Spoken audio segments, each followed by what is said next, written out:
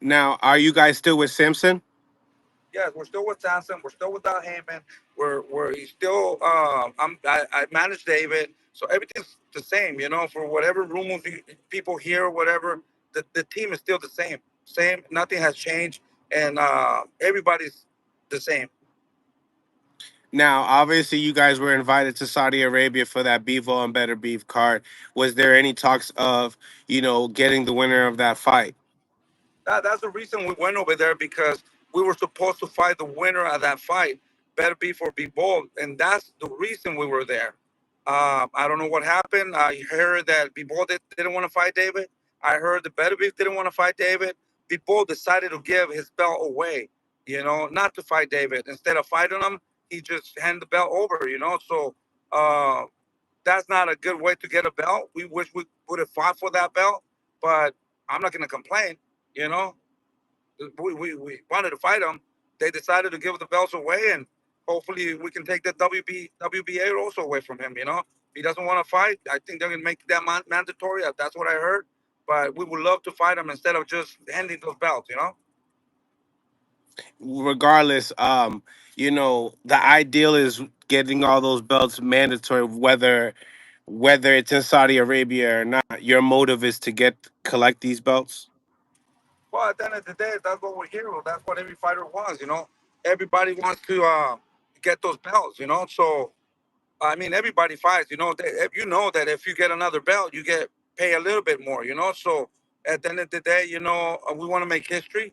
We want to be remembered as one of the best fighters in the world. So we got to collect all those belts, and we're ready. We're ready to take that chance. It's not easy, but we're down to take those challenges and give the fans really good fights. Like I said, now these days we've seen that a lot of performances have not been good.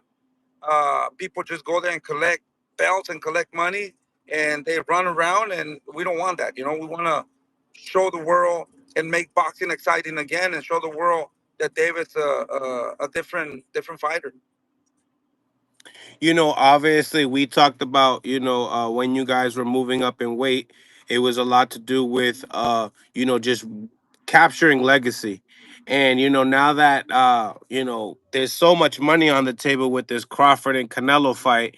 And, there was a time that Canelo said that, he would fight David for 200 million. Um, do you feel like now, because, the money's out there, do you feel like the fight could happen? But in the same time, what happens if Canelo wants it only at 168? Can you guys make that weight? Yeah, for sure. Like I said, he feels really comfortable at 168. He feels comfortable at 175, and we're willing to go out to cruiserweight.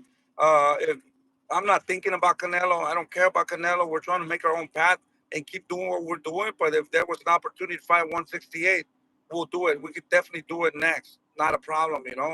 Uh, Anything's possible now with these fights that are happening. And I believe that it's a big. At first I kind of said no, that fight's never going to happen. But at what I seen with Turkey Al Hashim, I think it's a good chance that that might happen.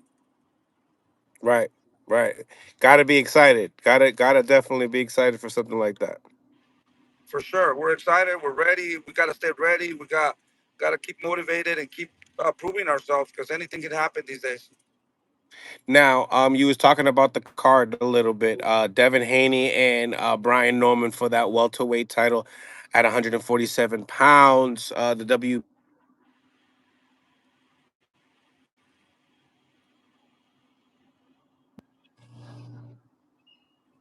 Can you repeat that again? WB.